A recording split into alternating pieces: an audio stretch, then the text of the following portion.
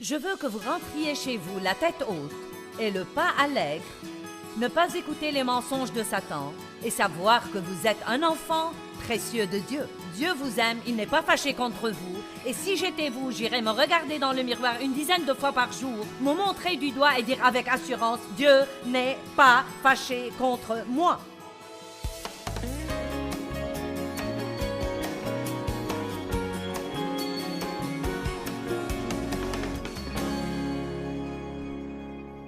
Je veux vous parler ce matin du remède au manque d'assurance, car nous avons une épidémie de manque d'assurance dans le monde aujourd'hui. Des gens qui portent des masques et se revêtent de personnalités bidons et essayent de faire des choses qu'ils ne veulent même pas faire, qu'ils ne sont pas équipés pour faire ou doués pour faire, et essayent d'être comme quelqu'un d'autre qu'ils croient qu'ils devraient imiter. Et ils sont blessés et froissés tout le temps à chaque fois que tout le monde ne les applaudit pas. Croyez-moi, Jésus est mort pour que nous ne manquions pas d'assurance. Nous pouvons avoir de l'assurance en lui. Nous devons savoir que même si les autres nous rejettent, Dieu ne nous rejette jamais. Il ne nous rejette jamais. Il nous a acceptés dans le bien-aimé, selon Éphésiens chapitre 2, verset 6. Donc si vous vous demandez si Dieu vous a accepté ou non, il ne le fera jamais sur la base de vos bonnes œuvres, mais vous êtes acceptés par votre foi en Jésus-Christ. Romains 14, 17. Je veux aujourd'hui vous parler de la justice, ce que signifie recevoir la justice de Dieu par votre foi en Jésus-Christ. Une chose très incroyable. Après tout, le royaume de Dieu, ce n'est pas d'avoir le manger et le boire qui nous plaît, mais la justice, la vertu morale, cet état qui rend un homme une personne agréable à Dieu, et la paix du cœur et la joie par le Saint-Esprit. Donc, le royaume de Dieu, ce royaume où Dieu nous offre de vivre qui, à propos, est un royaume invisible, mais néanmoins un royaume, et il est le roi de ce royaume. Ce royaume n'est pas d'obtenir tout ce que nous voulons. Ce verset en parle comme du boire et du manger, mais je vais l'amplifier un peu et dire que, bien que Dieu veuille nous bénir, il ne nous a pas appelés à une relation avec lui pour nous donner tout ce que nous voulons. Eh bien, des fois, nous demandons des choses qui sont absolument les pires pour nous, mais nous ne le savons même pas. Nous nous demandons pourquoi Dieu ne nous les donne pas et nous devons le remercier pour sa sagesse, parce qu'il ne nous donne que ce qu'il veut que nous ayons et non pas tout ce que nous demandons. Vous vous rappelez le fils prodigue? Il a demandé son héritage et le père le lui a donné. Et plus tard, ça s'est avéré être une bénédiction, mais au départ, il a découvert que ce n'était pas la chose dont il avait besoin ou qu'il voulait, car de toute façon, il a tout gaspillé. Il voulait son héritage, mais il n'avait pas la maturité pour savoir comment le gérer. Et donc, il y a beaucoup de choses que Dieu a, disons à la banque pour vous et pour moi, des choses qui ont été achetées et payées par Christ. Ce pourrait être un poste supérieur au travail. Ce pourrait être exercer votre don ou votre talent à un plus haut niveau. Ce pourrait être n'importe quoi. Ce pourrait être plus d'argent, par exemple. Ce pourrait être une position de pouvoir. Dieu veut que nous ayons le mieux du mieux. Nous sommes ses enfants et il veut que nous ayons le mieux. Pourquoi voudrait-il que tous les pécheurs aient les bons trucs pendant que nous rampons dans la boue pour manger des restes?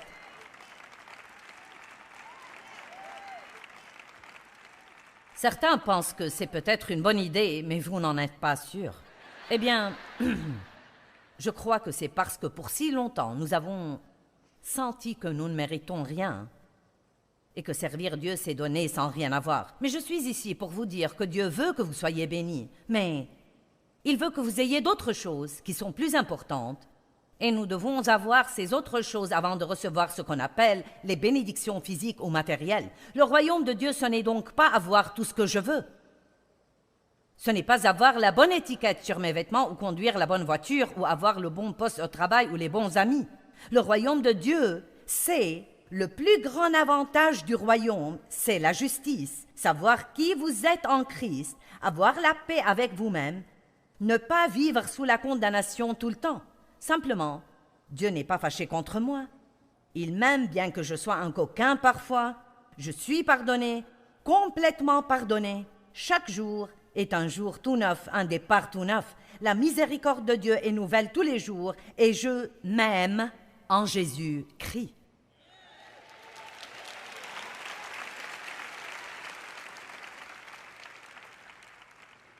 C'est la paix et la joie, la justice, la paix et la joie. Or, nous pourrions dire que les choses sont les avantages du royaume, mais le royaume, ce n'est pas des choses. Le royaume, c'est savoir qui vous êtes en Christ, avoir la paix qui surpasse toute intelligence, avoir la paix de ne pas avoir une conscience coupable, avoir une joie, un disciple et jouir de votre vie de tous les jours. Jésus dit qu'il est venu afin que nous ayons la vie et que nous en jouissions et que nous l'ayons abondamment, complètement jusqu'au débordement.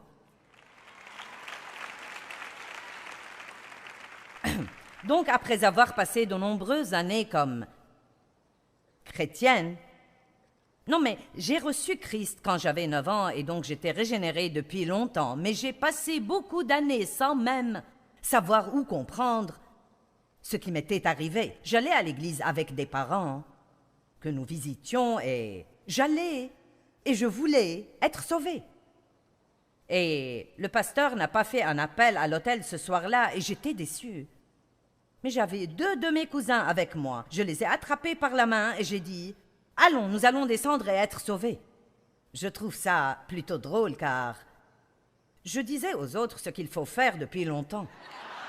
Et je suis allée au pasteur et mes larmes coulaient à flots et j'ai dit « Est-ce que tu peux me sauver ?» J'ai reçu Christ. Non, mais mon âme a été nettoyée. Ne sachant rien, néanmoins, j'ai triché dans un jeu de cache-cache le lendemain et j'ai cru que j'ai perdu mon salut. Et c'est plutôt une histoire drôle, mais n'est-ce pas vraiment ce qui nous arrive beaucoup de fois?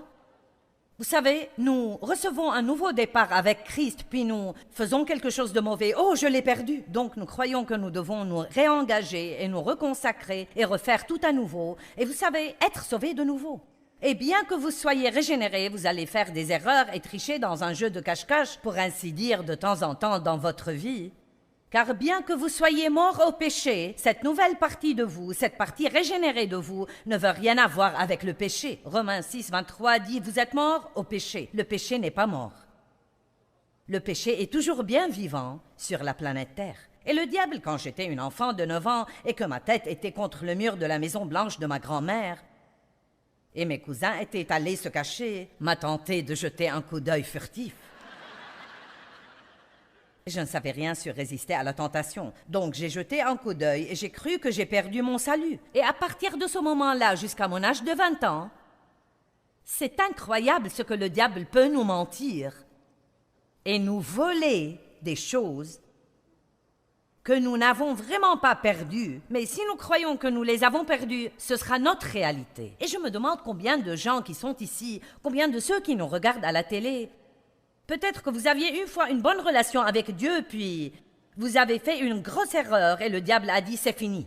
Dieu ne veut rien à faire avec vous, il est fâché contre vous, il vous a oublié, vous ne pouvez jamais revenir. Eh bien, le diable est un menteur. Et ne le laissez pas vous faire ce qu'il m'a fait et vous dépouiller de 10 ou 15 ou 20 années de votre vie avant que vous ne vous réveilliez et réalisiez que c'était un mensonge et une tromperie et que Dieu vous aimait tout le temps. Il n'a jamais arrêté d'un iota de vous aimer. Et le fait même que vous voyez ce programme en ce moment, vous le regardez à la télé, ou vous avez mis ce CD dans votre platine laser, ou vous êtes une personne qui a décidé de venir ici aujourd'hui, ou peut-être quelqu'un qui vous a conduit ici et vous n'étiez même pas sûr que vous vouliez venir. Laissez-moi vous dire quelque chose. Dieu essaye de vous dire aujourd'hui qu'il se soucie de vous. Dieu a un bon plan pour votre vie. Peu importe d'où vous êtes venu, l'important c'est où aller maintenant. Allez, nous avons tous un passé. Le diable nous rappelle que nous avons un passé, mais je suis ici pour vous dire que vous avez un avenir. Nous avons tous un avenir et ne vous sous-estimez jamais. Donc, quand j'ai épousé Dave, et qu'il m'a demandé si je voulais aller à l'église avec lui, j'ai été heureuse de faire ça. Je voulais aller à l'église et j'ai passé beaucoup d'années à être une personne religieuse. Et je sais que j'étais régénérée, mais je ne savais rien sur l'importance d'avoir une relation avec Dieu. Puis quand j'ai appris la foi et comment je pouvais espérer en Dieu pour avoir des choses, non mais j'espérais en Dieu pour toutes choses que vous pourriez imaginer. Non mais d'une plus grande maison à une promotion, à un manteau de fourrure et ainsi de suite. Non mais des choses stupides. Les dernières choses au monde dont j'avais besoin. J'avais besoin de caractère, j'avais besoin de maturité, j'avais besoin de grandir en Dieu, j'avais besoin du fruit de l'esprit. Et tout ce que je faisais était de demander à Dieu de me donner un tas de trucs.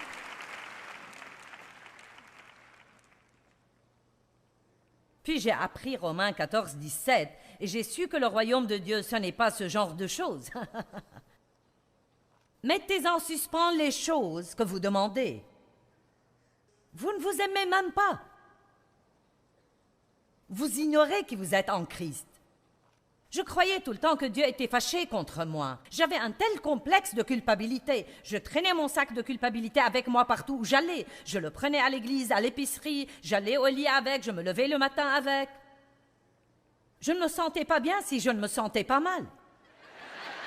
Quelqu'un ici a eu un cas aussi grave que le mien? Mais croyez-moi, quand j'ai commencé à avoir un peu de paix, j'ai pensé, il y a quelque chose qui cloche. Ce n'est pas bien, je devrais me sentir coupable.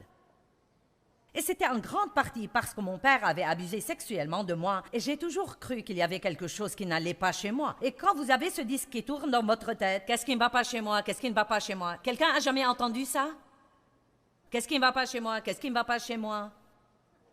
Parfois, Dieu doit travailler avec nous quelques années pour renouveler notre pensée, pour nous rendre compte que quand Dieu dit « J'ai fait de vous une nouvelle créature par votre foi en Christ et que les choses anciennes sont passées et que toutes choses sont vraiment devenues nouvelles. »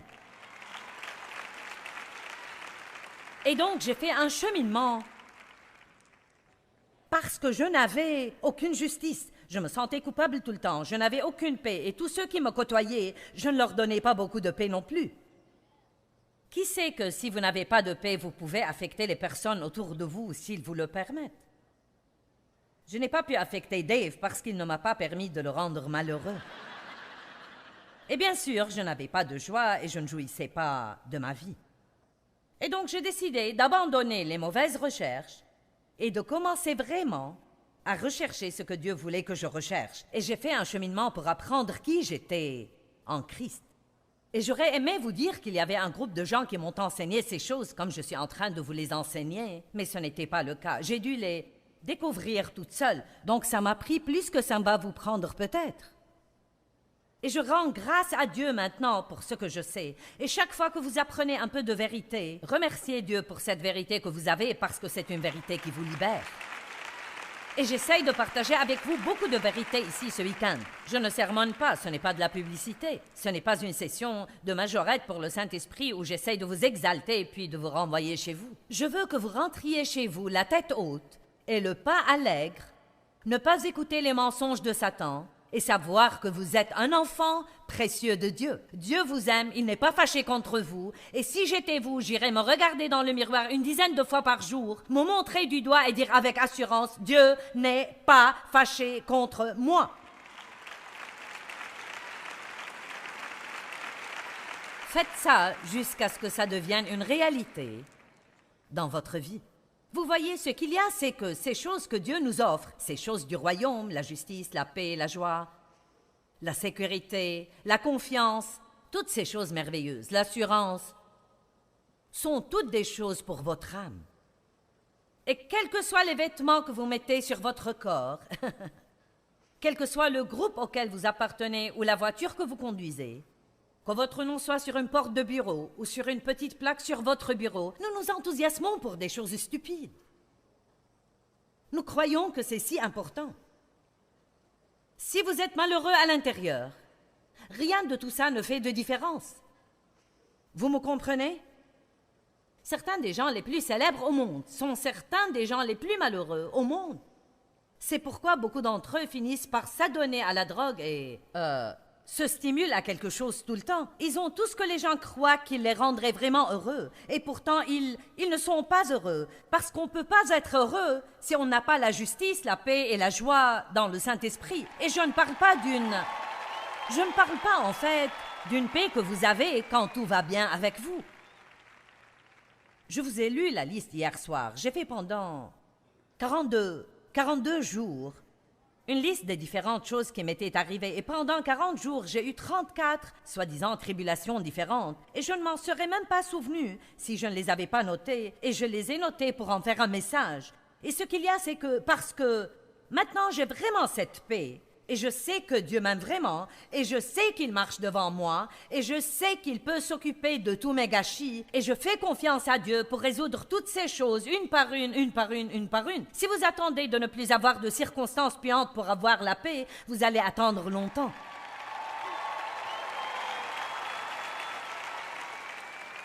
Et je vous dis que vous pouvez avoir la justice et être sûr que vous êtes juste devant Dieu. Je vais même vous dire que vous pouvez pécher et ne pas vous sentir condamné. Évidemment, je fais tout mon possible pour enseigner aux gens de ne pas pécher, mais 1 Jean 2:1 dit une chose merveilleuse. Mes petits enfants, je vous écris ces choses afin que vous ne péchiez point. Tout dans la Bible a été écrit pour que nous ne péchions point, pour que nous sachions que nous pouvons vaincre le péché et nous élever à de nouveaux niveaux de sainteté et mieux nous comporter tout le temps. Mais c'est un cheminement et pendant que je le fais, je peux faire quelques erreurs. Je ne suis plus aussi mauvaise que je l'étais, ni aussi bonne que je voudrais l'être. Amen. Dieu merci, je ne suis pas là où j'étais, mais je ne suis pas là où je veux être. Je vais très bien et je fais mon chemin. Et l'ennemi n'aime pas ça parce qu'il veut vous donner l'impression que vous ne serez jamais bien avant d'arriver. Amen. Et ce n'est pas du tout la vérité. Dieu a un bon plan pour notre vie. Il nous aime. Il sait d'où nous sommes venus. Il sait où nous allons. Et il ne va jamais renoncer à nous. Nous devons donc apprendre à espérer de Dieu les choses qui sont les plus importantes dans nos vies, non pas un tas de trucs, mais la justice, la paix et la joie dans le Saint-Esprit, et d'arrêter de courir après des choses qui ne peuvent vraiment pas nous rendre heureux, et d'apprendre qui nous sommes en Christ, comment nous pouvons avoir la paix même quand nos circonstances ne sont pas bonnes. Quelles que soient vos circonstances ce soir, il y a de fortes chances que d'ici 1 ou 2 semaines, vous ne les aurez pas, ou d'ici 1 an, mais vous en aurez d'autres peut-être. Vous dites, ce n'est pas très encourageant. Eh bien, c'est la vérité. Et ce qu'il y a, c'est que nous pouvons les surmonter. Paul a prié pour connaître Jésus et la puissance de sa résurrection, la puissance qu'il a élevée au-dessus de toutes les choses dans ce monde pendant qu'il était dans le corps. Marchons dans l'esprit et soucions-nous davantage des choses spirituelles que des choses naturelles. Laissez-moi vous demander maintenant, qu'est-ce que vous passez la plus grande partie de votre temps à chercher? C'est entre vous et Dieu. Tout le monde ne doit pas crier, mais qu'est-ce que c'est? Eh bien, j'espère de Dieu un mari. Eh bien, vous avez peut-être besoin de quelque chose d'autre avant de l'avoir. Ou vous voulez savoir qui vous êtes en Christ, car si vous recevez un mari et que vous comptez sur lui pour vous donner l'impression que vous avez de la valeur, vous allez vous fâcher contre lui à chaque fois qu'il ne vous dit pas que vous êtes merveilleuse. Allez maintenant, est-ce que vous êtes avec moi?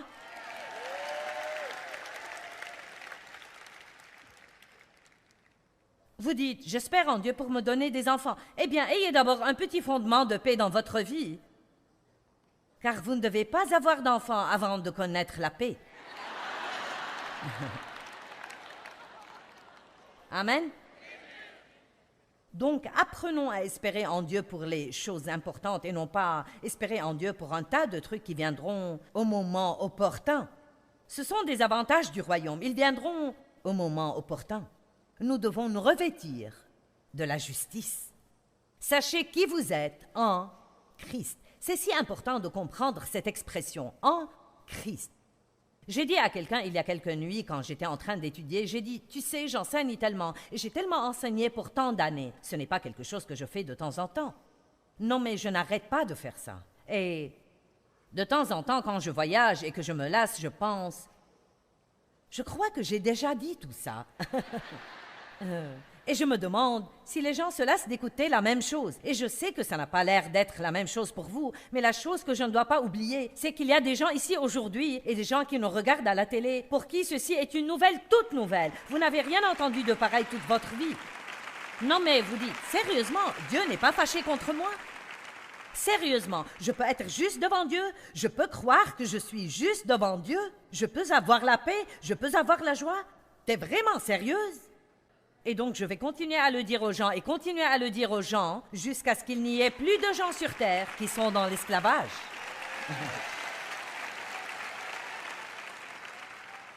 Donc nous y voilà. Voyons Ésaïe 61. Je vais en lire plus que je n'ai besoin de lire, mais j'aime ces versets, donc permettez-moi. Ésaïe 61, 1. L'Esprit du Seigneur Dieu est sur moi, car le Seigneur m'a oint et m'a qualifié pour prêcher l'évangile de la bonne nouvelle aux humbles, aux pauvres et aux affligés. Donc la bonne nouvelle de l'évangile est pour un groupe de gens souffrants, embrouillés. Quelqu'un peut dire, ce doit être pour moi? Il m'a envoyé pour bander et guérir ceux qui ont le cœur brisé. Donc si vous êtes ici et que vous avez le cœur brisé, devinez quoi? Jésus est ici pour vous aujourd'hui. Pour proclamer aux captifs la liberté, pour proclamer l'ouverture de la prison et l'ouverture des yeux aux prisonniers, pour proclamer l'année de la grâce du Seigneur, c'est l'année de la faveur de Dieu. Si vous ne savez rien sur la faveur de Dieu, vous devez vous instruire là-dessus. La faveur n'est carrément pas juste, mais quelqu'un va la voir, et j'ai décidé que si quelqu'un peut la voir, je vais moi-même la voir. Et je ne plaisante pas. Vous savez quoi? Vous pouvez en fait vivre dans la faveur de Dieu si vous l'espérez vraiment de Dieu. Nous devons prier et demander des choses à Dieu. Eh bien, si Dieu veut que j'ai ça, sœur, il me le donnera. La Bible ne dit pas ça. Elle dit dans Jacques 4, « Vous ne possédez pas parce que vous ne demandez pas. Vous ne possédez pas parce que vous ne demandez pas. » Quelqu'un d'entre vous a jamais demandé à Dieu de lui donner la faveur? Je demande ça à Dieu tout le temps.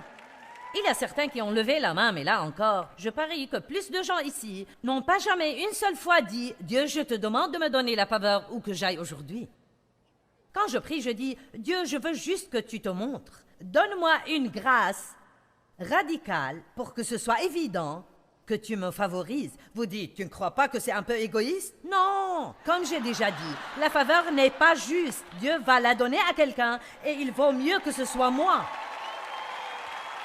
Amen. Jésus est venu pour dire, je veux te donner la faveur. Tu es mon préféré. Je veille sur toi.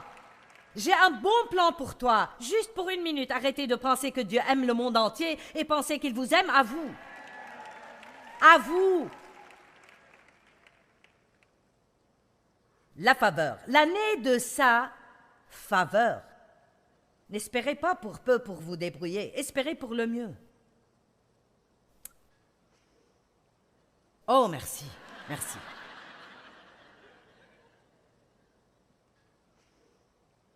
Verset 2, verset 3, quelque part. Nous sommes quelque part.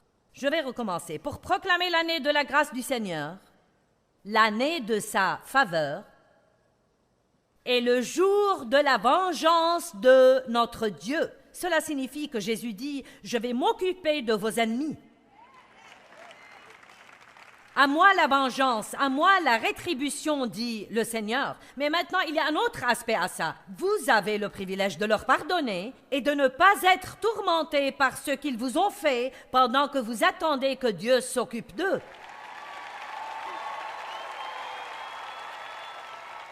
Mais hey, si vous continuez à vous débrouiller seul, Dieu ne fera rien avant que vous ne finissiez. Mais c'est un autre message, n'est-ce pas? Pour consoler tous les affligés, pour accorder la consolation et la joie aux affligés de Sion, pour leur donner l'ornement au lieu de la cendre, une huile de joie au lieu du deuil, un vêtement de louange au lieu d'un esprit abattu. Ça alors, quel échange! Dieu prend votre gâchis et vous donne sa bénédiction. Vous voyez, tout ce que Dieu nous offre, c'est quelque chose que nous ne méritons pas. mais il veut que nous le recevions par la foi. Allez, c'est la grâce. La grâce est une manifestation de la faveur de Dieu dans notre vie. Vous ne recevez pas quelque chose parce que vous le méritez. Vous devriez vous humilier et dire, Dieu, je vais le recevoir parce que tu as envoyé ton Fils pour le payer. Je sais que je ne le mérite pas, mais c'est ce qui le rend si radicalement étonnant. Que quelqu'un s'exalte pour Jésus.